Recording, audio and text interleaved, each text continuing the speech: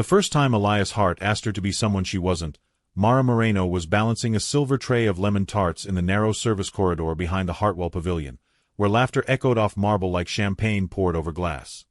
He appeared without warning, stepping out of the glittering world beyond the kitchen doors and into the dim passage that smelled of citrus and industrial refrigeration. Elias Hart. The man whose signature moved markets, whose smile graced morning headlines like a carefully manufactured sunrise. He stood there in a tuxedo that made the air around him feel like another room entirely, watching her with eyes that were too sharp and oddly soft all at once. Mara turned, tray steady in her practiced hands, and met his gaze with a polite blankness she'd been trained to wear like a uniform. "You're Mara, aren't you?" His voice carried the precise cadence of command, the presumption of someone who did not ask so much as confirm. "Yes, sir." The response was automatic, muscle memory from 1,000 similar exchanges. He stepped closer, close enough that she could smell the faint citrus of his cologne mixed with old whiskey. Close enough that the fluorescent lights caught the tension in his jaw, the way his breath came just a fraction too fast for a man standing still. "I need you to do something dangerous," he said, and the words hung in the air between them like a proposition and a threat all at once. Before we understand how Mara Moreno, a woman who measured her life in unpaid bills and her mother's prescription refills, came to stand in a back hallway negotiating with a billionaire, we need to understand what desperation looks like when it wears an apron and sensible shoes. We need to see the exact moment when survival stops being a slow march forward and becomes a leap into the dark with nothing but a stranger's promise to catch you. That night, the Hartwell Pavilion glittered like a vessel made entirely of light. Glass walls stretched toward a ceiling latticed with chandeliers that hung like constellations, casting their glow over guests who wore fortunes as casually as breath. Mara had walked the route from kitchen to ballroom 1,000 times, knew exactly how to navigate the crowds without being seen, how to deliver trays and remove plates as if she were invisible, a ghost in the machinery of other people's celebrations. But tonight was different. Tonight, the machinery had noticed her. Mara allowed herself a small smile, the kind that rusted around the edges with skepticism and fatigue. She lifted the tray slightly, as if preparing to retreat. "I think you must have me confused with someone who does dangerous things for fun, Mr. Hart." He didn't answer the way she expected. His hand came up, not threatening but insistent, and rested against the cool tile wall beside her shoulder, creating a shelter of proximity that made the corridor feel suddenly smaller. "No confusion. I need you for tonight to be my wife." The laugh that escaped her was brittle, small enough to be mistaken for the clatter of silverware. "Excuse me." Elias Hart did not smile. His jaw worked for a moment, and she watched something flicker across his face that might have been embarrassment or calculation or both. "There are people in that ballroom who want everything I own. They're looking for weakness, Mara. You being with me, even for one night, changes the story they tell themselves. It buys me time." She should have walked away. Should have made some excuse about needing to return to the kitchen, about duties and schedules and the comfortable distance between someone like him and someone like her. But his hand was still near her shoulder, and his eyes held something raw that publicity photos never captured. Something desperate and human and more real than any billionaire had a right to be. "What exactly do you want me to do?" The question came out before she'd given herself permission to ask it. He exhaled, and the sound carried relief and urgency in equal measure. "Walk in with me. Stay by my side. Tell anyone who asks that you're my wife, that we were married quietly 6 weeks ago in a sunlit room somewhere private. Laugh at my jokes. Look annoyed when they talk business. That's it. That's it." Mara repeated the words slowly, tasting them for the lie they surely contained. Nothing was ever just that. Not in her experience. Not when men in expensive suits made requests in dark hallways. "I'll pay you." He said it quickly, as if the transaction might make it cleaner. "Enough to clear whatever debts you're carrying. A car for the month. Payments into an account. Discreet. And I'll make sure your mother's care is steady. No more gaps." The mention of her mother landed like a punch to the sternum. Mara felt her breath catch, felt the careful armor she'd built around herself crack just slightly. How did he know about her mother? About the pills that cost more than rent, about the gaps in insurance coverage that kept her awake at night doing math that never quite added up to enough? She must have looked startled because he added, softer now, "I make it my business to know the people who work for me. You're good at what you do. Reliable. Discreet. Those aren't common qualities." For a long moment, Mara stood there in the service corridor with a tray of lemon tarts growing heavy in her hands and a choice crystallizing in her mind. She thought about the stack of bills on her kitchen counter. About her mother's voice on the phone last week, trying to sound strong while admitting she'd skipped 2 doses to make the bottle last longer. About the landlord's thin-eyed letters and the winter coat she'd been promising herself for 3 years.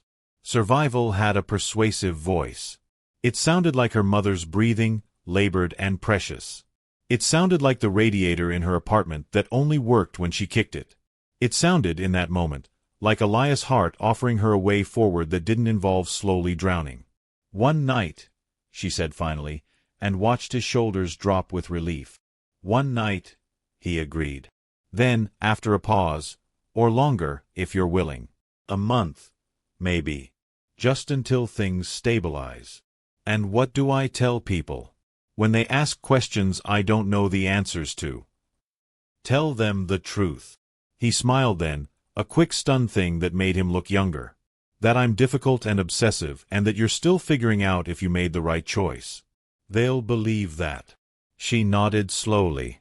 "I need to set this tray down." "Of course." Mara turned and walked to the nearby service station, placed the tray on the counter with hands that were steadier than she expected. When she turned back, Elias was holding a cloth napkin and a pen, the expensive kind that probably cost more than her weekly salary. He wrote quickly, a few lines of text that looked more like a promise than a contract, and signed his name with a flourish that belonged in boardrooms. "Sign here," he said, offering her the pen. "We'll formalize it later, but I need to know you're in." Mara took the pen. It was warm from his hand, heavier than it looked. She stared at the napkin, at the hastily written terms that offered her a lifeline wrapped in deception, and thought about all the ways this could go wrong. Then she thought about all the ways her life was already going wrong, about the slow, inevitable slide toward a crisis she couldn't afford. She signed her name, Mara Moreno, in letters that looked small and uncertain next to his confident scrawl. "Good," Elias said, and folded the napkin carefully before slipping it into his jacket pocket. "Now we need to get you ready. Follow me." He led her through a maze of corridors she'd never seen before, past rooms where staff prepared floral arrangements and stacked champagne glasses in pyramids that seemed to defy gravity. They climbed a narrow staircase that opened into a part of the estate she'd only heard about, where the air smelled different, cleaner, tinged with lavender and the faint starch of expensive fabric. The atelier was a small room tucked behind what appeared to be a private library. Inside, a woman waited, older and elegant, with hands that moved like prayer as she assessed Mara with a seamstress's clinical eye. "This is Marguerite," Elias said. "She's going to help." Marguerite smiled, warm but efficient, and gestured for Mara to step into the center of the room. "We don't have much time, but we'll make it work. Turn for me, darling." Mara turned, feeling exposed under the scrutiny, acutely aware of her plain uniform and sensible shoes. Marguerite hummed thoughtfully, already pulling fabrics from a rack that seemed to materialize from nowhere, holding them up to the light and then against Mara's skin. "This one," she said finally, selecting a dress in slate blue that caught the light like water. "It will bring out your eyes and soften your shoulders. Trust me." The transformation happened in stages. Marguerite helped her out of the uniform, the apron and the practical cotton that had been her armor, and into the dress that hugged her waist and flowed around her legs like liquid silk. There were shoes, simple but elegant, that added 3 inches to her height. Jewelry, just enough, a necklace that felt cool against her collarbone and earrings that caught the light when she moved. In the mirror, a stranger looked back at her. Same face, same dark eyes and the worry line between her brows that never quite smoothed away, but dressed in a life that didn't belong to her. Marguerite worked on her hair, pulling it up and back in a style that was effortless and probably took years to perfect, leaving a few strands to frame her face. "Beautiful," Marguerite pronounced, stepping back to admire her work. "Now the final touch." Elias stepped forward, and Mara noticed he'd been standing in the corner, watching in silence. He held a small box, velvet and worn at the edges, and opened it to reveal a ring. Simple, thick as a promise, a band of white gold that caught the light and held it. "May I?" he asked, and there was something almost gentle in the question. Mara extended her hand, watched as he slid the ring onto her finger with an ease that felt rehearsed. It fit perfectly, as if it had been waiting for her, and the weight of it was startling. "Real. Undeniable. How does it feel?" Elias asked, his fingers still lightly holding hers. "Like a lie," Mara said honestly, and watched him smile. "Good. The best performances always do." He released her hand and stepped back, studying her with an expression she couldn't quite read. "You ready?" No, she thought. But she said, "Yes." They walked together through corridors that grew progressively more opulent, the sound of the party growing louder with each step. Music filtered through the walls, laughter and the clink of glasses and the low hum of voices that sounded like power and money in conversation. Mara felt her heart hammering against her ribs, felt the ring on her finger like a brand that everyone would surely see through. At the entrance to the ballroom, Elias paused. He offered his arm, formal and old-fashioned, and when she took it she felt the tension in his muscles, the barely controlled energy of someone walking into battle. "Just follow my lead," he murmured. "And remember, you're angry with me about something trivial. It makes us more believable." "Why would I be angry?" she whispered back. "Because I forgot to call your mother on her birthday," he said smoothly. "And because I scheduled a business trip during the weekend you wanted to visit the coast. Small things. Real things." Mara almost laughed. The specificity of the lies felt more honest than the truth. She nodded, adjusted her expression to something that might pass for mild irritation softened by affection, and together they stepped into the light. The effect was immediate and surgical. Conversations cleaved around them as they entered, faces turning with the synchronized curiosity of people who made it their business to know everything about everyone who mattered. Elias Hart, alone for months, now with a woman on his arm wearing a ring and a dress that whispered expensive in every fold. Mara felt the weight of their stares like a physical pressure. She kept her chin up, let a small smile play at the corners of her mouth, and reminded herself that she'd spent years being invisible. Being seen was just another kind of performance. "Elias." A man approached, tall and silver-haired with a smile that didn't quite reach his eyes. "You've been holding out on us." "James." Elias greeted him with the easy confidence of someone who owned rooms just by entering them. "I'd like you to meet my wife, Mara." Wife. The word hung in the air, impossible and absolute. Mara extended her hand, felt James take it with the kind of grip that tested for weakness. "A pleasure," James said, his eyes cataloging everything about her in the space of a heartbeat. "I had no idea Elias had gotten married. How wonderfully secretive of you both." "We preferred to keep it quiet," Mara said, and was surprised by how steady her voice sounded. "The world doesn't need to know everything." James laughed, a bark of sound that drew attention from nearby groups. "Well said. And how did you two meet?" Mara felt Elias's hand settle at the small of her back, warm and grounding. "At a gallery opening," Elias said smoothly. "Mara was studying a painting I'd been considering for acquisition. We got into an argument about the artist's intent. I lost the argument but won something better. It was a good lie, polished and specific enough to be believable." Mara added to it, looking up at Elias with practiced exasperation. "You didn't lose the argument. You bought the painting anyway, just to prove a point." "Guilty," Elias admitted with a smile that looked almost real. "But I was right about the artist." James watched this exchange with the attention of someone used to spotting weakness in others, and Mara wondered if they'd passed whatever test this was. Finally, he nodded, the smile returning. "Well, congratulations. I hope we'll see more of you both." "I'm sure you will," Elias said, and guided Mara away before James could ask anything more probing. They moved through the ballroom like that, stopping for brief exchanges that all followed a similar pattern. Questions asked with the sharpness of knives hidden in silk. Answers delivered with practiced ease.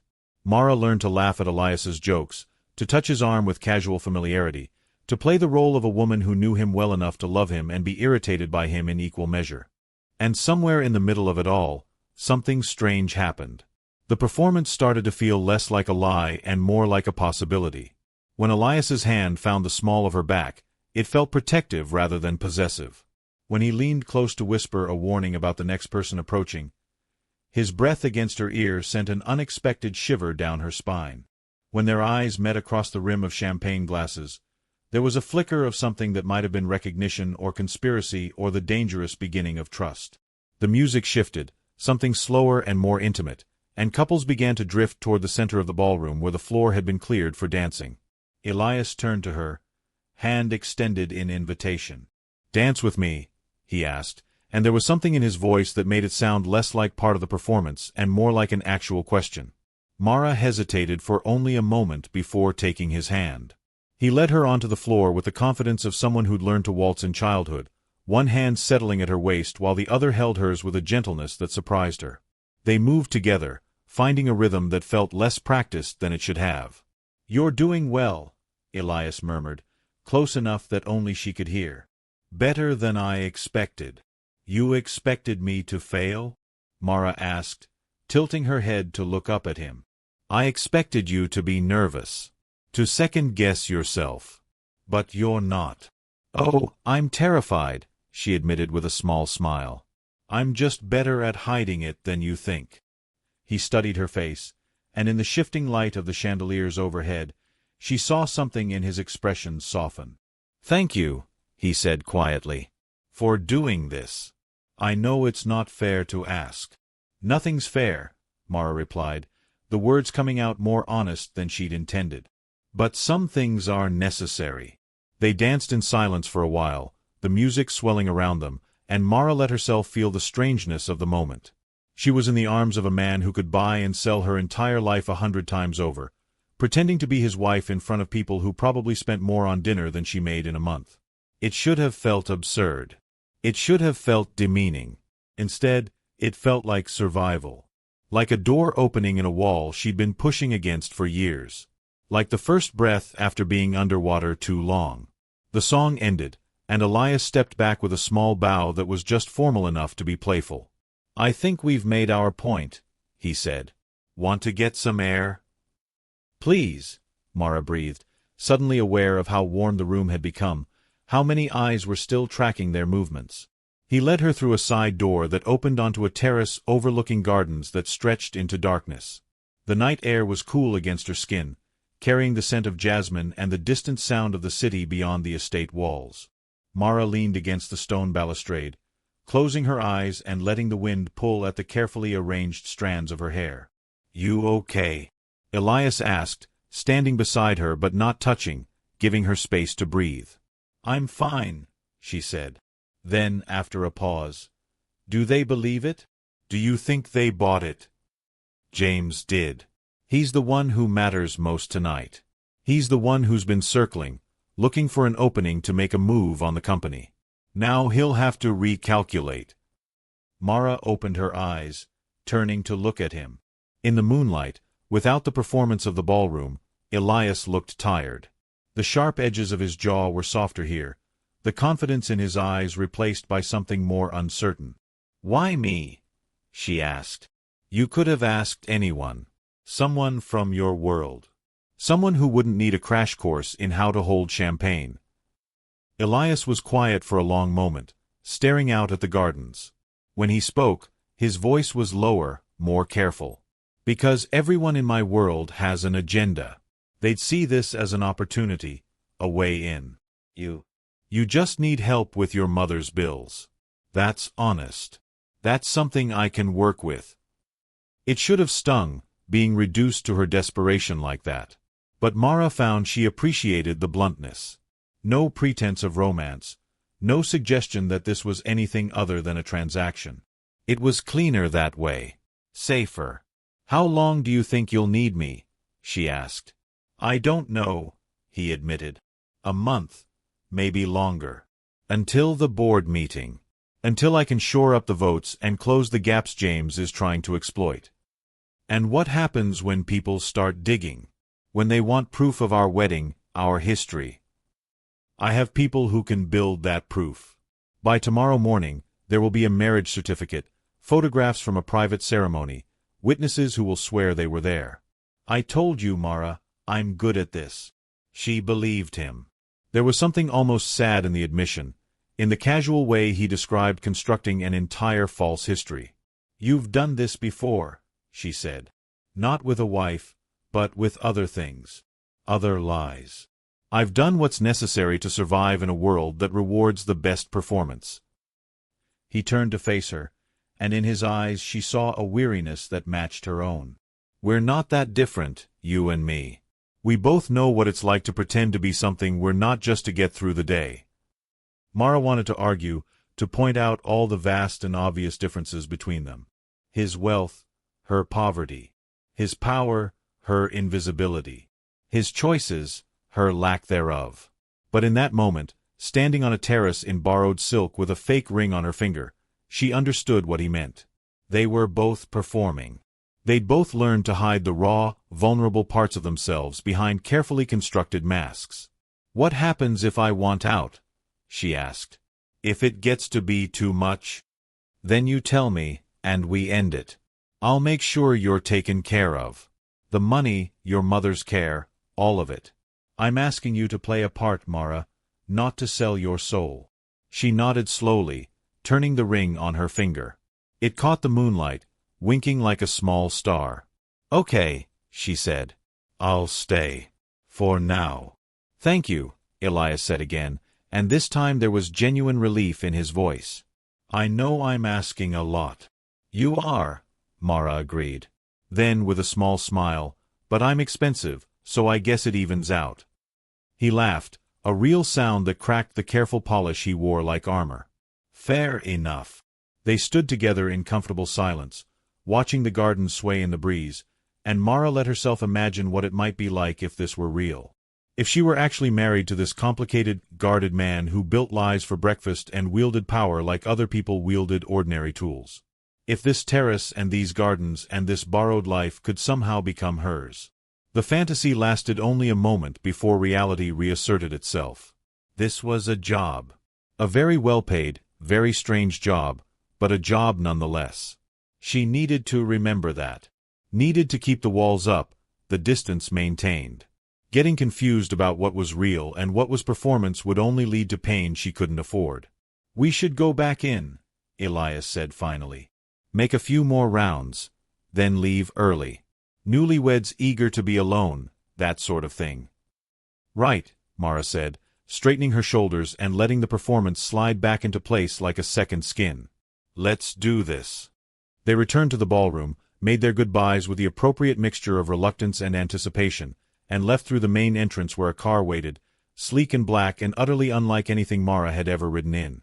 The driver held the door, his face carefully neutral, and Elias ushered her inside before sliding in beside her. As the car pulled away from the pavilion, Mara watched the lights recede through the window, the glittering party growing smaller and more distant. She felt the weight of the evening settle over her like a cloak, heavy with implications she hadn't fully processed yet. "Where are we going?" she asked, suddenly aware that she had no idea what happened next. "My place," Elias said. "You'll need to stay there, at least for appearances. I have guest rooms. Privacy. You'll have your own space." Oh. Mara hadn't thought that far ahead, hadn't considered that playing his wife would mean actually living in his world. "For how long?" "As long as this lasts. We can't have you going back to your apartment every night. People will notice. They'll question it." Of course they would. Mara closed her eyes, feeling the car's smooth motion beneath her, and tried to imagine what her life was about to become. Living in a billionaire's home. Wearing clothes that cost more than her monthly salary. Pretending to be loved by a man she barely knew. It felt like falling, except she wasn't sure if there would be anything to catch her at the bottom. The estate appeared like something out of a dream, all clean lines and vast windows that glowed with warm light against the darkness. The car slid through gates that opened automatically, along a drive that curved through landscaped grounds, and stopped beneath a portico where someone waited to open the door. Elias helped her out, his hand firm and steady under her elbow, and led her inside. The foyer was massive, with a double staircase that swept upward and a chandelier that looked like frozen water, all crystal and light. Mara's footsteps echoed on marble floors, the sound making her feel small and out of place. "This is Thomas," Elias said, gesturing to an older man who appeared with the silent efficiency of someone who'd been doing this work for decades. "He manages the household. Anything you need, ask him." Thomas nodded, his expression kind. "Welcome, Mrs. Hart. Your rooms have been prepared. If you'll follow me." Mrs. Hart. The name landed like a stone in still water, ripples spreading outward. Mara swallowed and nodded, following Thomas up the stairs while Elias disappeared down a hallway with his phone already pressed to his ear, his voice low and urgent as he dealt with whatever crisis couldn't wait until morning. The guest suite was larger than her entire apartment. Floor-to-ceiling windows overlooked gardens lit with subtle landscaping lights. A bed that could sleep 4 people comfortably sat against one wall, dressed in linens that looked like clouds. There was a sitting area, a bathroom with marble surfaces and a tub deep enough to drown in, and a walk-in closet already filled with clothes in her size. "How?" Mara asked, staring at the racks of dresses and shoes and things she'd never owned in her life. Thomas smiled gently. "Mr. Hart is very thorough. He had your measurements from the staff records and took the liberty of having some essentials prepared. If anything doesn't fit or isn't to your taste, simply let me know and we'll correct it." Essentials. Mara ran her hand over a cashmere sweater that probably cost more than her car. "This is too much." "Mr. Hart would disagree," Thomas said diplomatically. "Now, is there anything you need this evening? Something to eat or drink?" "No, I'm fine. Thank you, Thomas." He bowed slightly and withdrew, closing the door with a soft click that left Mara alone in her gilded cage. She stood in the center of the room, still wearing the slate blue dress and the ring that felt heavier with each passing moment, and tried to process what she'd agreed to. One night had turned into a month. A month of living here, of pretending to be someone she wasn't, of dancing on the edge of a lie that could unravel at any moment. She should have been terrified. She should have been planning her escape. Instead, she walked to the window and looked out at gardens she'd only ever seen from the service entrance, and let herself feel something dangerously close to hope. Maybe this could work. Maybe she could play the part well enough to earn the money she needed, to buy her mother another year of health, to build a cushion against the crises that had defined her entire adult life. Maybe she could survive in this world of marble and chandeliers and lies wrapped in silk. Mara pulled the ring from her finger and held it up to the light, watching it sparkle with promises it couldn't keep. Then she slid it back on, feeling it settle into place like an agreement written in gold and desperation. She was in this now. For better or worse, she'd signed her name on a napkin in a back hallway and stepped into a story that was still being written. All she could do was play her part and hope that when the performance ended, she'd still recognize herself in the mirror.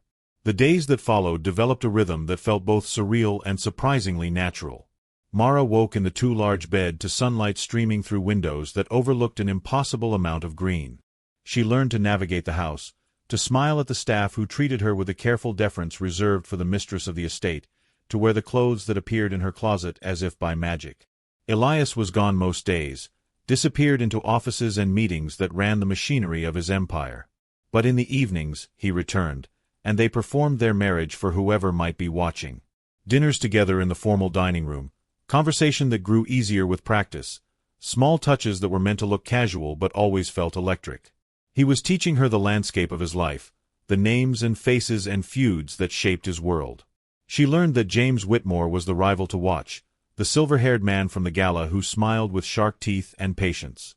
She learned about the board, a collection of powerful men and women who measured everything in quarterly reports and share prices. She learned about the company itself, a sprawling empire built on technology and acquisitions, held together by Elias's vision and ruthlessness. And in the quiet moments, in the spaces between performances, she taught him things too. How to make coffee that didn't taste like punishment. How to read the silence when someone was hurting. How to notice the small kindnesses that cost nothing but meant everything. They were learning each other, these two people thrown together by necessity and sustained by something neither was quite willing to name. 3 weeks in, the cracks started to show. It began with a photograph. A grainy image pulled from a security camera and leaked to a gossip site that specialized in the kind of revelations that destroyed reputations. Mara in her maid's uniform, balancing a tray near the fountain outside the Hartwell Pavilion. The same fountain visible in the background of their official engagement photos. The caption was brutal in its simplicity. From server to spouse? Billionaire CEO Elias Hart's secret marriage raises questions. Mara found out when her phone started buzzing with messages from people she barely knew, friends from her old life who wanted to know if it was true, if she'd really married a billionaire, if she'd been lying to them all along. She sat in the gallery on the 3rd floor, a room Elias had given her as a studio space, and watched the story spread across the internet like oil on water. Elias appeared in the doorway, his phone in his hand and his face carved from stone. "We need to talk."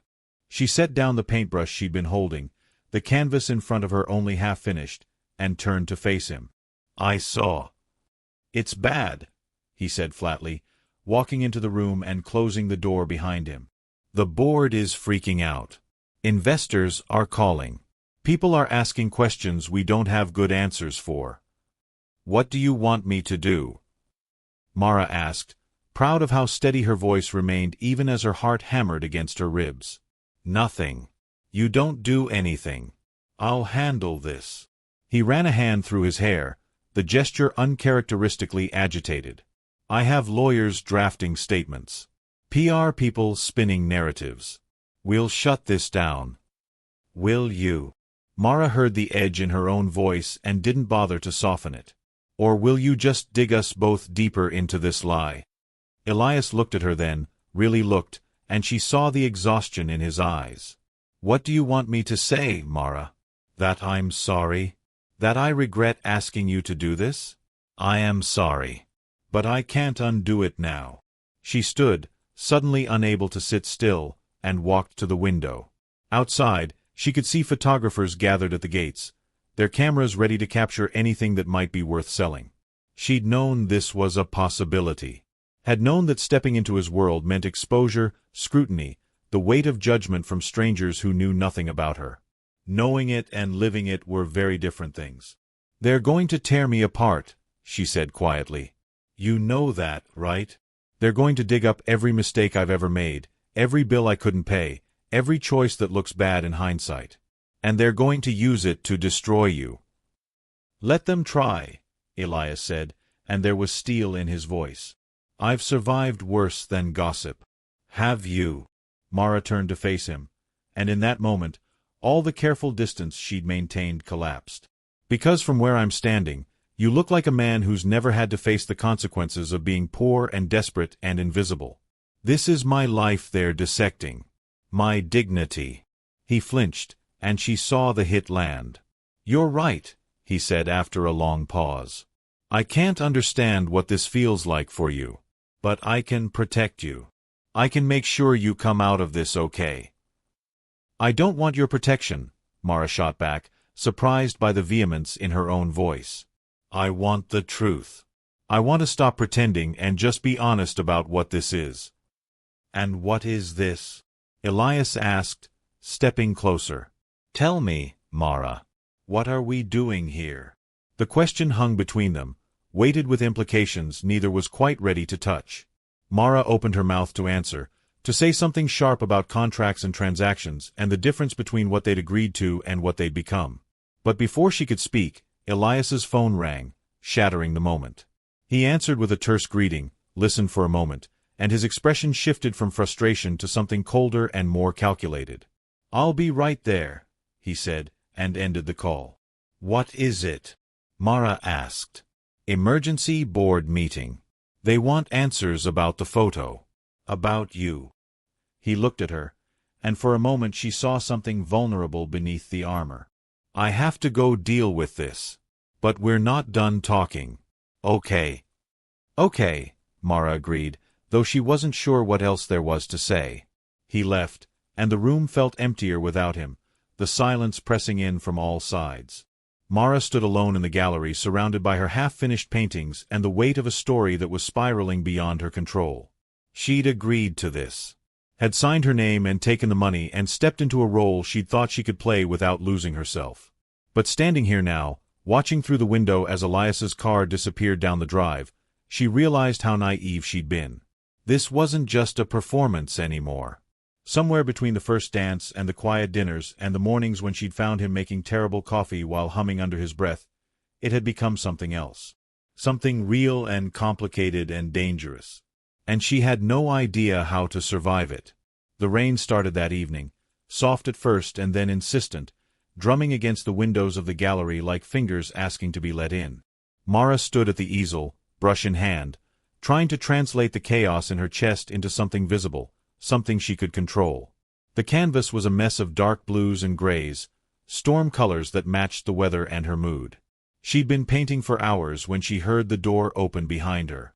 She didn't turn, knowing by the weight of his footsteps that it was Elias, and knowing too that whatever news he brought from the board meeting wouldn't be simple. "How bad?" she asked, adding another stroke of Prussian blue to the turbulent sky taking shape on the canvas. "Manageable," Elias said, and she heard the lie in the word. He crossed the room slowly, and when he spoke again he was closer, close enough that she could feel his presence at her back. "They want proof. Documentation. A timeline that makes sense. Some of them are calling for an investigation. Into me. It wasn't a question. Into both of us. Into the marriage, the timing, the optics. James is pushing hard, saying this proves I'm unstable, making decisions with my personal life that reflect poorly on my judgment in business." Mara finally turned, and the sight of him stopped her breath for a moment. He looked wrecked, his tie loosened and his hair disheveled from what must have been hours of running his hands through it. The careful polish he usually wore had cracked, and what showed through was raw and human and tired. "What do you need from me?" she asked. He smiled, but it was a broken thing. "I need you to let me fix this. I have people who can manage the narrative, who can build a story airtight enough that even James won't be able to poke holes in it. But it's going to get worse before it gets better." "Worse how?" "More scrutiny. More photographs. They're going to dig into your past, into your family, into every relationship you've ever had. They're going to make you wish you'd never agreed to this." Mara set down her brush carefully, wiped her hands on a rag that was already stained with a dozen colors. "Maybe I already do." The words landed between them with the finality of a door closing. Elias went still, and in the dim light of the gallery she watched something flicker across his face that might have been pain or might have been relief. "If you want out," he said slowly, each word measured and careful, "I'll make it as clean as possible. I'll pay you everything I promised, set up the accounts for your mother's care, make sure you're protected. You can walk away tonight if you want." Mara studied his face, looking for the trap in the offer. But all she saw was exhaustion and a strange kind of honesty that reminded her of the man who'd found her in the service corridor 3 weeks ago, desperate enough to ask a stranger for help. "What do you want?" she asked instead of answering. "If I leave, what happens to you?" "I'll survive," Elias said with a shrug that tried to be casual and failed. "I always do. James will make his play, the board will question my judgment, and I'll have to work twice as hard to shore up the support I need. But I'll manage." "That's not an answer." He was quiet for a long moment, and when he spoke again his voice was softer, more honest than she'd heard it. "I don't want you to go. Not because I need you for the performance, but because you're the first real thing I've had in my life in longer than I can remember." The confession hung in the air between them, vulnerable and dangerous. Mara felt something in her chest crack open, felt the walls she'd built so carefully start to crumble. She should have been angry. Should have reminded him that real things aren't built on lies and contracts and napkin signatures. Instead, she said, "I'm not going anywhere. Not yet." Relief washed over his face, naked and unguarded. "Thank you." "But things have to change," Mara continued, stepping closer until there was barely any space between them. "I can't keep pretending I know the difference between what's real and what's performance. So if we're doing this, we do it honestly. No more secrets. No more carefully managed truths. Just us, figuring it out as we go." Elias reached up, hesitated for just a moment, and then cupped her face in his hand.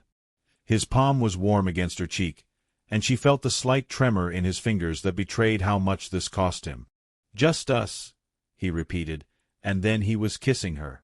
It wasn't the careful, staged kiss they'd performed for cameras at the gala. This was desperate and honest and messy, tasting like relief and fear and the dangerous thrill of free-falling without a net. Mara's hands found his shirt, gripping the fabric as if to anchor herself, and she kissed him back with everything she'd been holding in for weeks. When they finally broke apart, both breathing hard, Elias pressed his forehead against hers. "I don't know how to do this," he admitted in a whisper. "The honest thing. I've been performing for so long I'm not sure what's underneath." "Then we learn together," Mara said, and meant it. They stood like that for a while, wrapped in each other while the rain continued its steady percussion against the windows. Outside, the world still wanted its pound of flesh, still circled with cameras and questions and judgment. But inside this room, with paint-stained hands and honest words, they were building something new. Something neither of them had a name for yet. The crisis didn't disappear because they decided to be honest. If anything, it intensified. More photos surfaced, more stories circulated, and the press that had once been merely curious became actively hostile. Mara learned what it felt like to have strangers dissect her life, to read think pieces about her motives and her worth written by people who'd never met her. But she also learned what it felt like to have someone stand beside her through it. Elias kept his word about honesty, stopped managing her like a PR problem, and started treating her like a partner. They faced reporters together, released statements together, and on the nights when the weight of it all felt too heavy, they sat in the gallery and painted side by side, finding comfort in creation when the world demanded destruction. 3 days after their conversation in the gallery, after another brutal news cycle and another emergency call with the legal team, something arrived that changed everything. It was late afternoon when Thomas appeared in the doorway of the sitting room where Mara was reading through yet another article about herself, this one speculating about her supposed history of targeting wealthy men. His expression was carefully neutral, but she'd learned to read the small tells that betrayed when something was wrong. "Mrs. Hart," he said quietly, "there's been a delivery. I think you should see this." Mara set down her tablet and followed him to the entrance hall, where a small shoebox sat on the marble table like an unexploded bomb. It was unremarkable, plain cardboard with no markings, but Thomas's posture as he gestured to it suggested it contained something significant. "It was left by courier," Thomas explained. "No return address. Just instructions to deliver it directly to you or Mr. Hart." Mara approached the box slowly, feeling a prickle of unease run down her spine. She lifted the lid carefully, and what she found inside made the world tilt sideways. A tiny cardigan, soft blue knit with small white buttons, sized for an infant. A hospital bracelet, the plastic kind they put on newborns, with a date and a serial number. And a photograph, slightly creased, showing a sleeping baby with a round face and dark hair, the hospital lights casting everything in that peculiar fluorescent glow. Tucked beneath the photo was a note, handwritten in shaky letters that looked like they'd been written quickly, or by someone whose hands were trembling. "Please keep safe. He is yours." Mara's hands shook as she lifted the items, her mind racing through possibilities and landing nowhere that made sense. She was about to call for Elias when she heard his voice behind her, urgent and close. "What is it?" She turned, and the look on his face when he saw what she was holding told her everything she needed to know. This wasn't a surprise to him. Or rather, it was a surprise he'd been dreading, a possibility he'd hoped would never materialize. "Elias," she said slowly, watching the color drain from his face. "Whose baby is this?" He crossed to her in 3 long strides, took the photograph from her hands with fingers that weren't quite steady, and stared at it like it might contain answers to questions he hadn't known he needed to ask. When he looked up, his eyes were haunted. "I don't know," he said, and she believed him. "I mean, I think I know, but I don't understand how or why now or—" He trailed off, pressing the heel of his hand against his forehead. "I need to make a call." He pulled out his phone with the photo still in his other hand, scrolled through contacts, and pressed dial with a decisiveness that suggested he'd been preparing for this moment even if he'd hoped it would never come. The conversation was brief, terse, mostly Elias listening to a voice on the other end that Mara couldn't make out. When he ended the call, he looked at her with an expression that was equal parts apology and plea. "Her name is Celeste. We were involved briefly, about 1.5 years ago. It ended badly, and I thought that was the end of it. But if this photo is real, if the dates match up—" He couldn't seem to finish the sentence. "You have a child," Mara said, the words feeling surreal even as she spoke them. "A secret baby that someone just left on your doorstep in a shoebox." Maybe. I don't know for certain. The dates would line up, but I never knew she was pregnant. She never told me. He looked down at the photo again, and Mara saw something shift in his expression, something that looked like wonder mixed with terror. I need to find her. Find out if this is real, if the baby is safe, what she wants. Mara nodded slowly, her mind trying to process what this meant for everything they'd built. They'd just agreed to stop performing, to try being honest with each other, and now this. A secret from his past arriving in cardboard and cotton, demanding to be dealt with. What do you need? She asked, because despite the chaos, despite the shock, her first instinct was still to help. I need you to trust me, Elias said, meeting her eyes. I know how this looks. I know this is exactly the kind of secret you told me we couldn't have. But I swear to you, Mara, I didn't know. I would have told you if I'd known. She studied his face, looking for the lie, for the calculation. But all she saw was a man confronted with the possibility of fatherhood he hadn't planned for, hadn't prepared for, and didn't know how to handle. It was the most unguarded she'd ever seen him. I believe you, she said finally. Now let's figure out what happens next. Celeste arrived that night like an apology wrapped in exhaustion. She was younger than Mara had imagined, mid-twenties with dark circles under her eyes and an air of barely contained desperation.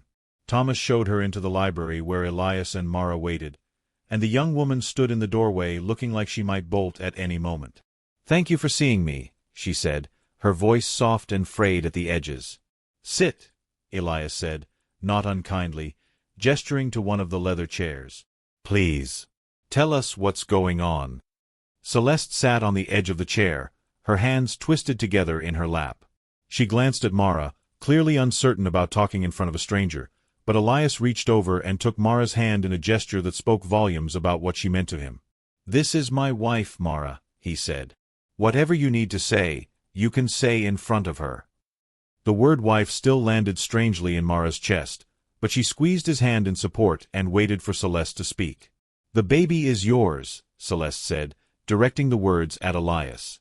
His name is Gabriel. He's 8 months old. I'm sorry I didn't tell you I was pregnant. I should have, but things between us had ended so badly, and then there were the men who started following me, asking questions about you, about us. I got scared. What men? Elias asked, his voice sharpening with concern. I don't know. People investigating you, I think. Or maybe your competitors. They wanted dirt, wanted proof of anything that could be used against you. When I realized I was pregnant, I thought telling you would just make things worse. Make me a target. Mara watched Elias process this, saw the muscles in his jaw work as he fought to stay calm. Why now? He asked. Why bring Gabriel into this now? Celeste's eyes filled with tears that she blinked back furiously. Because they found me anyway. Because I can't protect him on my own.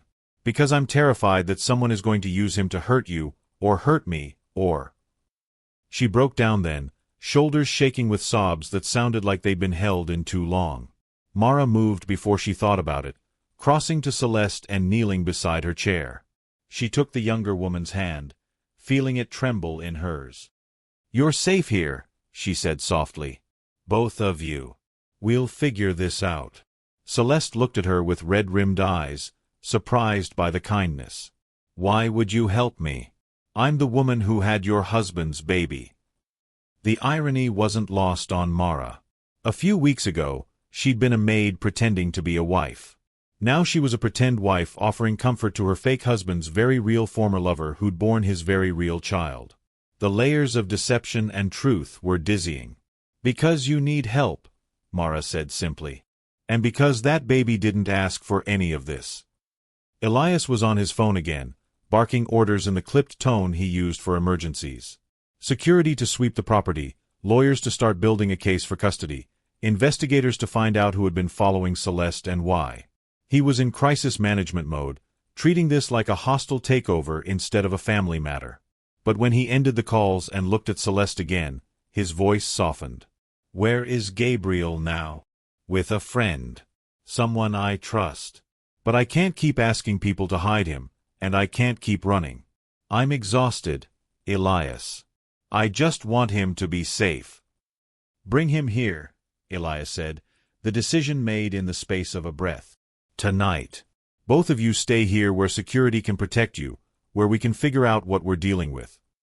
I don't want to intrude. You're not intruding. You're the mother of my child. That means your family, whether either of us planned for it or not. The word family landed heavily in the quiet library. Mara saw Celeste's face crumple with relief, saw Elias's hand shake slightly as he set his phone down, and felt her own heart twist with the complexity of it all. This wasn't how families were supposed to form. This was messy and complicated and born from fear and necessity. But maybe that's what families always were. Maybe the clean stories people told about love and commitment were just another kind of performance, and the truth was always this chaotic, this human, this real. If you're wondering how a story like this ends, if you believe in second chances and messy new beginnings, leave a comment below. Tell us what you'd do in Mara's position.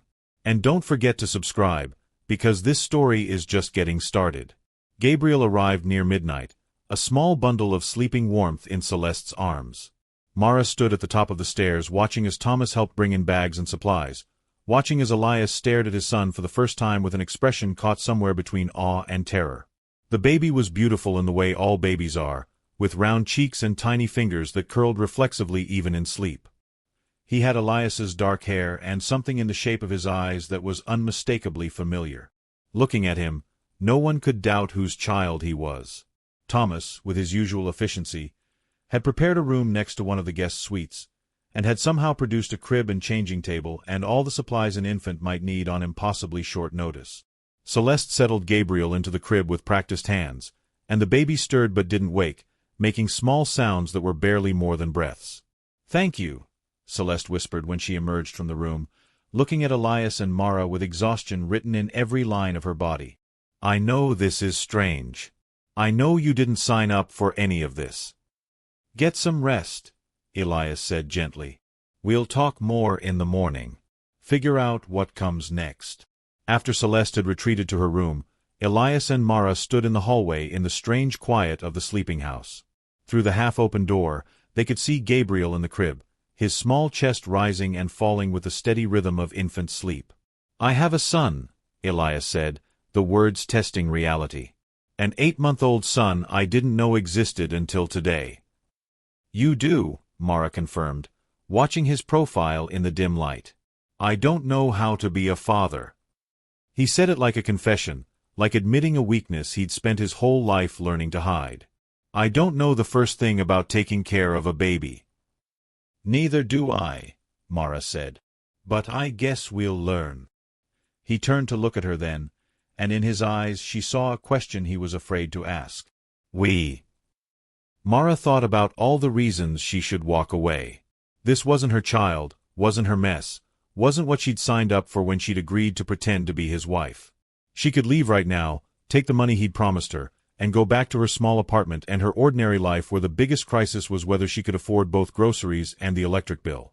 But when she looked through that door at the sleeping baby, and when she felt Elias's hand find hers in the darkness, she knew she wasn't going anywhere. "We," she said firmly. "If you want my help, you have it." The relief that washed over his face was answer enough. The next weeks reshaped their lives in ways neither could have anticipated. Gabriel, for all his smallness, became the center around which everything else orbited. Mara found herself learning to warm bottles at 3 in the morning, to decipher the different cries that meant hunger versus tiredness versus the mysterious baby distress that had no clear cause or solution. Elias, who ran a billion-dollar company with ruthless efficiency, turned out to be surprisingly helpless when confronted with a diaper that needed changing. Mara watched him fumble with the tabs, holding Gabriel's tiny feet with hands that looked absurdly large by comparison, and felt something in her chest go warm and soft. "You're doing it wrong," she said from the doorway, unable to suppress a smile. "I'm aware," Elias muttered, trying again. "How is something this small so complicated?" She crossed to him, gently moved his hands to the correct position, and showed him the trick of getting the diaper snug without making it too tight. Their hands bumped in the process, and she was acutely aware of how close they were standing, how domestic this moment was. "There," she said when Gabriel was successfully changed and making happy gurgling sounds. Not so hard. Easy for you to say, Elias grumbled, but he was smiling. He lifted Gabriel carefully, supporting his head the way Mara had shown him, and held his son against his chest. The baby's tiny hand curled into his shirt, and Elias looked down at him with an expression of such pure wonder that Mara had to look away before the feeling in her chest overwhelmed her. This wasn't supposed to be real. She was supposed to be playing a part, maintaining distance, remembering that this was all temporary.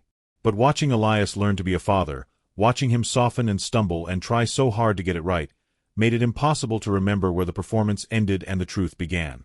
Celeste, for her part, existed in an uncomfortable space between guest and family. She was grateful for the sanctuary Elias provided, clearly devoted to Gabriel, but there was a wariness in her eyes that suggested she didn't quite trust this arrangement to last. Mara made efforts to befriend her, to ease the strangeness of their situation, and slowly, carefully, Celeste began to relax.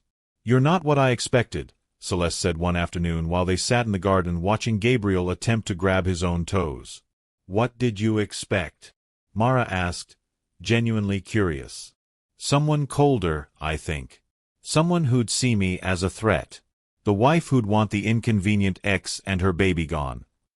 Mara considered telling her the truth, that she wasn't really the wife, that this whole thing had started as an elaborate performance.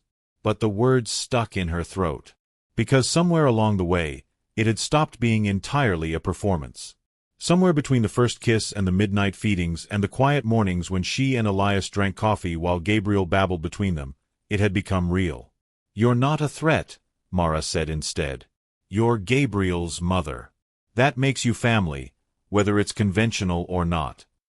Celeste's eyes glistened with tears she didn't let fall. "Thank you.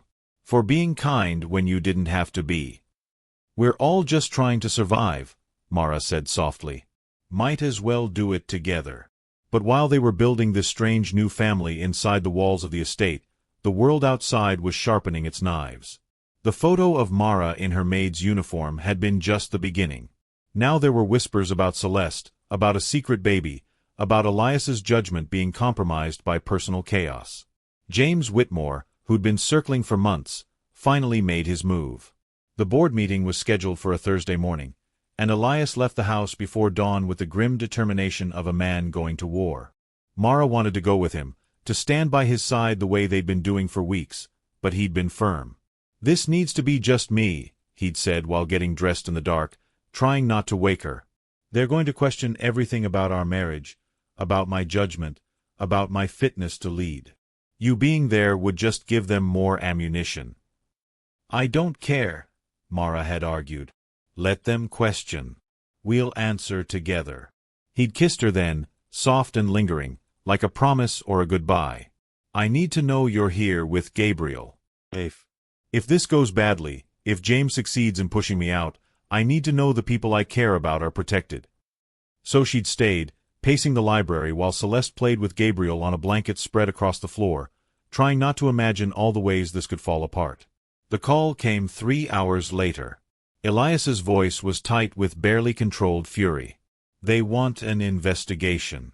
A full audit of my personal and professional decisions for the past 2 years. They're giving James a seat on the executive committee pending the results." He paused, and she could hear voices in the background, urgent and overlapping. "This is bad, Mara. This is really bad. What do you need me to do?" "Just be there when I get home. That's all. Just be there." When he walked through the door that evening, he looked like a man who'd aged a decade in a day. His suit was rumpled, his tie gone, and there was a defeat in his posture that Mara had never seen before. She met him in the entrance hall, and without a word he pulled her into an embrace that felt less like affection and more like a drowning man grabbing for something solid. "I'm losing it," he said into her hair. "The company, the board's confidence, everything I've built. James played this perfectly. Every secret we tried to manage, every story we tried to spin, he's using it to paint a picture of a man who can't be trusted." Mara held him tighter, feeling his heart hammering against her chest. "Then we fight back. We give them the truth. All of it." He pulled back to look at her, confusion and hope warring in his expression. The truth will destroy us. The fake marriage, the contract, all of it. Once that comes out, it's over. Maybe, Mara allowed. Or maybe the truth sets us free. Maybe we stop trying to control the narrative and just tell people what actually happened. That you needed help and I needed money, and somewhere along the way we stopped pretending and started choosing each other for real. That's not a story that plays well in boardrooms. No, she agreed. But it's honest. And maybe honest is what we should have been from the start. Elias cupped her face in his hands, his thumbs tracing the line of her cheekbones. I don't deserve you, he said quietly. Probably not, Mara said with a small smile. But you're stuck with me anyway. He kissed her then, deep and desperate and real, and Mara kissed him back with everything she had. When they broke apart, both breathing hard, she saw something shift in his expression. A decision being made, walls coming down, fear being replaced by something that looked almost like courage. Okay, he said. We do it your way. We tell the truth and deal with whatever comes next. The press conference was scheduled for the following Monday. Elias's PR team had argued against it, insisting that more transparency would only make things worse, but he'd overruled them. If they were doing this, they were doing it all the way.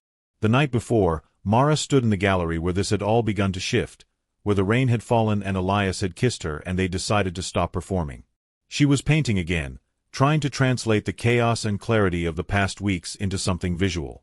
The canvas showed two figures reaching for each other across a divide, their hands almost touching but not quite. Between them, a small figure in blue, a bridge and a burden all at once.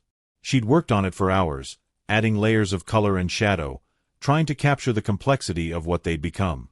That's us, Elias said from the doorway, and she turned to find him watching with Gabriel drowsing on his shoulder.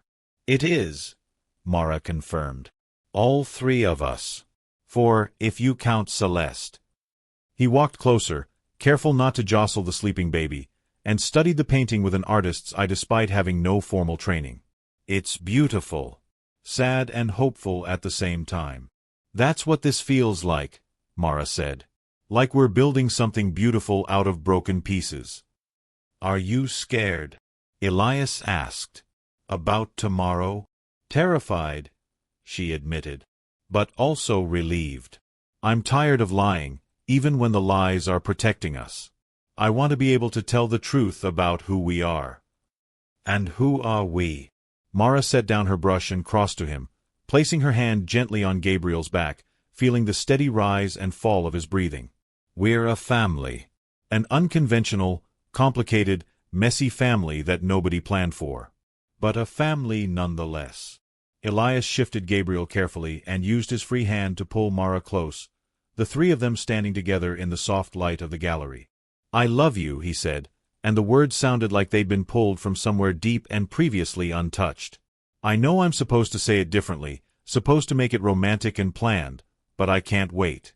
I need you to know that whatever happens tomorrow, whatever the board does or the press says or the world thinks, I love you.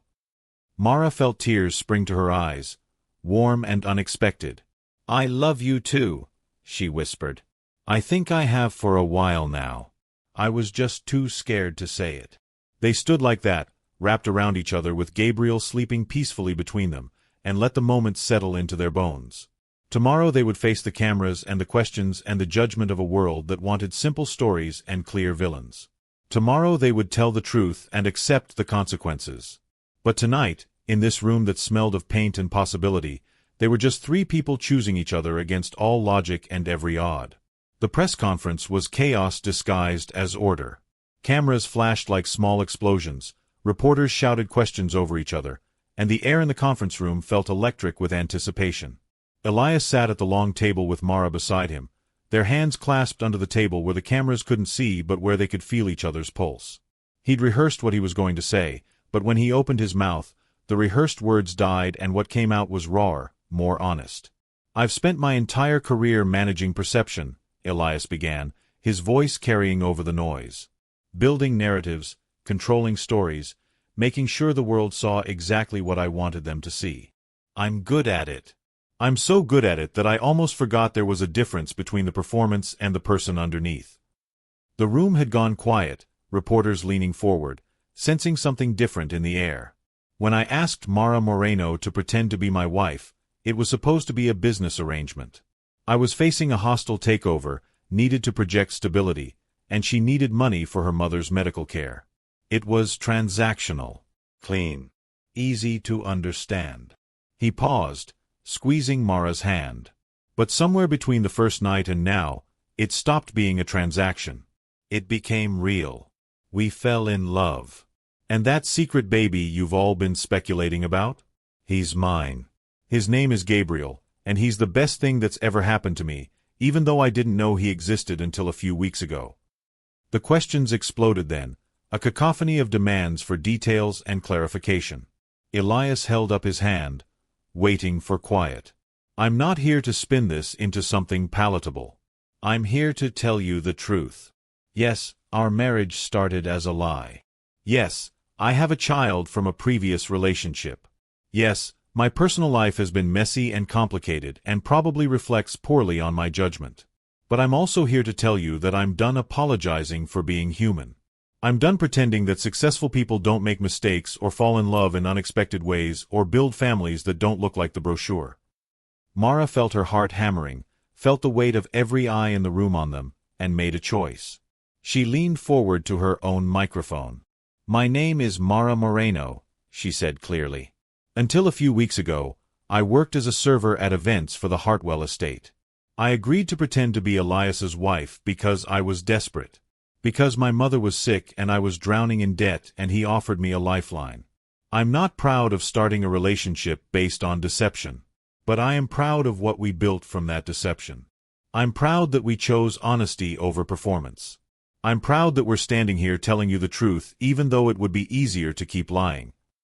The room erupted again, but this time Elias stood, helping Mara to her feet. We're done taking questions, he said firmly. We've told you the truth. What you do with it is up to you. They walked out together through a storm of camera flashes and shouted questions, and Mara felt simultaneously exposed and free. They'd done it.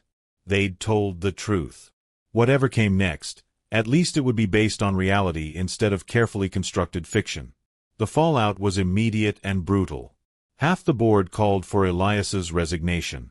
Investors issued statements expressing concern. Stock prices fluctuated wildly as the market tried to decide if honesty was refreshing or alarming. The press had a field day, with opinion pieces arguing both sides, some praising the couple's transparency and others condemning their initial deception. But there was also something unexpected. Support. Letters from strangers who'd made similar choices, who'd built families in unconventional ways, who recognized the courage it took to admit to being messy and human. Social media exploded with debates about authenticity versus performance, about whether people in power should be held to impossible standards or allowed to be complicated. Through it all, Elias and Mara stayed close to the estate, protecting Gabriel and Celeste from the worst of the attention while they waited to see which way the winds would blow. The decisive moment came 2 weeks later, at another board meeting that Elias attended with his lawyer and a resignation letter in his pocket, just in case. James Whitmore made his case eloquently, arguing that Elias's judgment was compromised, that the company needed leadership that was above reproach, that the chaos of his personal life made him unfit to lead. But then Victoria Chen, one of the longest-serving board members and someone Elias had always respected, stood up. I've sat on this board for 15 years, she said, her voice cutting through the tension. I've watched CEOs come and go. I've seen brilliant leaders destroyed by scandals that had nothing to do with their ability to run a company.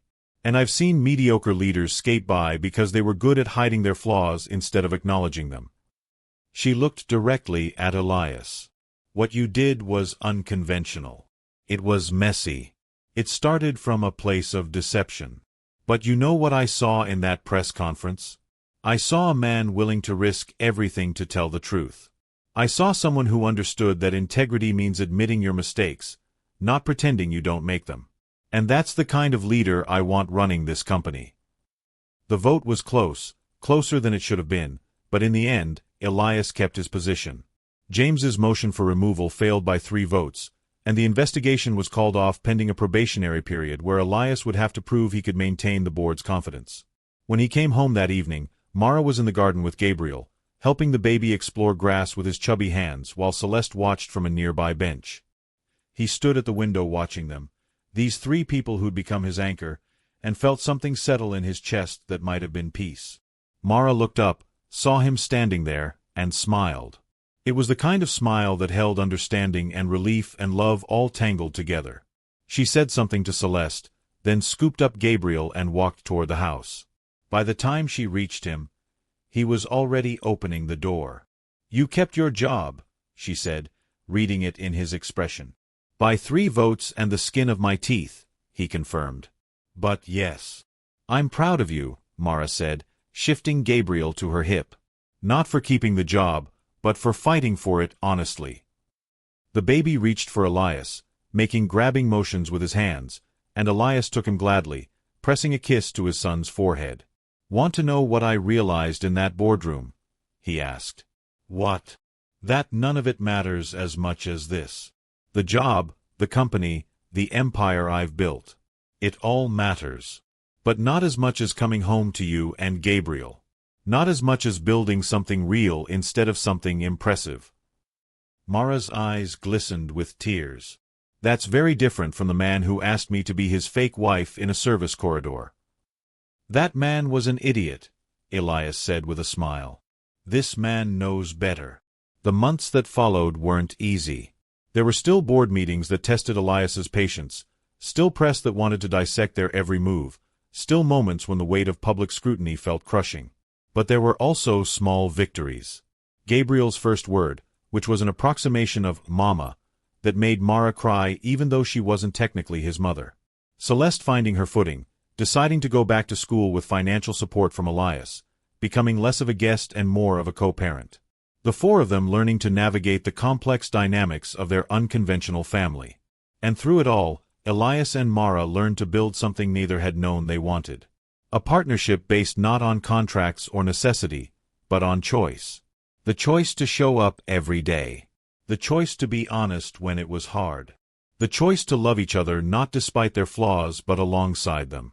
One autumn afternoon, nearly a year after that first night in the service corridor, Elias found Mara in her gallery.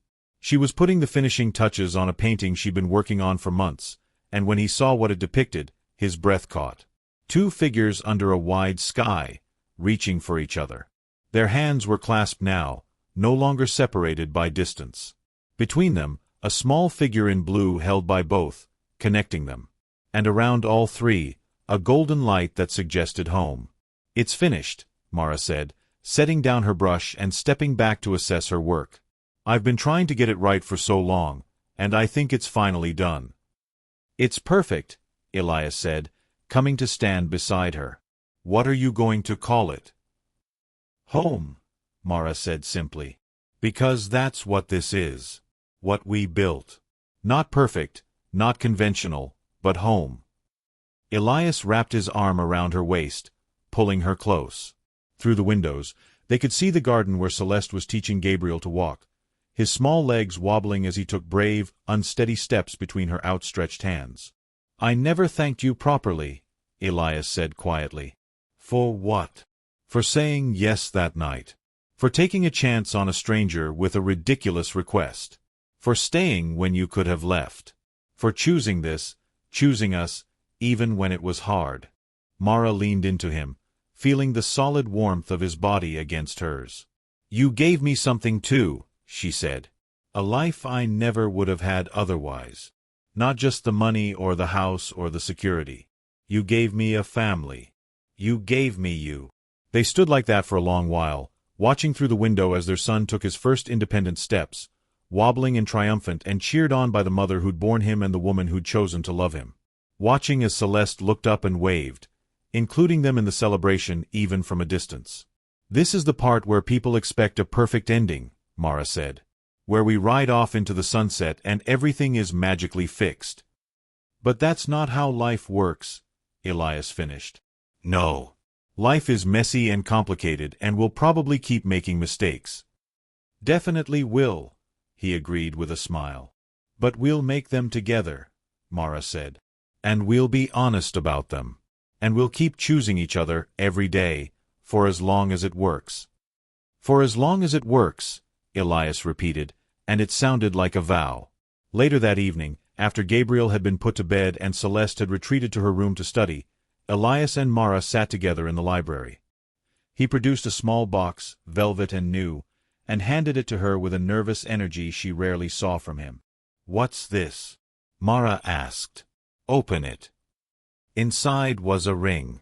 Not the one he'd given her that first night, the prop that had been part of the performance. This was different. A simple band of white gold inlaid with small diamonds that caught the light, elegant and understated and real. "Mara Moreno," Elias said, taking the ring from the box and holding it between them. "We did this backward. We pretended to be married before we even knew each other. We built a life before we built a foundation. But I don't want to pretend anymore. I want the real thing. Will you actually marry me? For real this time, no contracts or performances or carefully managed optics.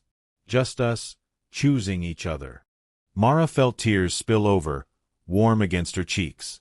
"Yes," she said through a watery laugh. "Yes, I'll marry you. For real this time." He slid the ring onto her finger, and it settled there with the weight of a genuine promise. Then he kissed her, soft and slow and full of the kind of love that gets built in the quiet moments between crises, the love that survives scrutiny and scandal and the messy reality of being human together. When they finally pulled apart, Mara looked down at the new ring on her finger, then up at the man who'd started as a desperate stranger and become her partner, her home, her choice. "So what do we do now?" she asked. "Now." Elias smiled. "Now we live. Honestly, messily, imperfectly. We raise Gabriel together. We support Celeste. We build a family that doesn't look like anyone else's and refuse to apologize for it. We keep choosing each other, even when it's hard." "I can do that," Mara said, lacing her fingers through his. "Me too." And in the years that followed, they did exactly that. They lived. They made mistakes and fixed them, had arguments and reconciliations, built a life that was extraordinary in its ordinariness. Gabriel grew, surrounded by 3 adults who loved him fiercely and honestly. Celeste found her own path, remaining part of their unconventional family while building an identity beyond just being Gabriel's mother. The press eventually found other stories to chase. The board, seeing Elias's steady leadership and the company's continued success, softened their scrutiny. Friends and colleagues who'd once questioned their relationship came to respect what they'd built. But the real victory wasn't in external validation. It was in the small moments that made up a life. Mornings when Mara painted while Elias made coffee and Gabriel built block towers that always collapsed at the most dramatic moment. Evenings when all 4 of them sat together in the garden, watching the sunset and talking about nothing and everything. Nights when Elias and Mara lay in bed and marveled at how a lie had transformed into the truest thing either of them had ever known. They learned that authenticity wasn't about being perfect. It was about being honest when you failed. That family wasn't determined by blood or contracts, but by the daily choice to show up for each other. That love wasn't a destination you arrived at, but a practice you committed to over and over in 1,000 small ways. The painting Mara had titled Home hung in the entrance hall where everyone could see it. Visitors often asked about it, curious about the story behind the golden-lit figures reaching for each other.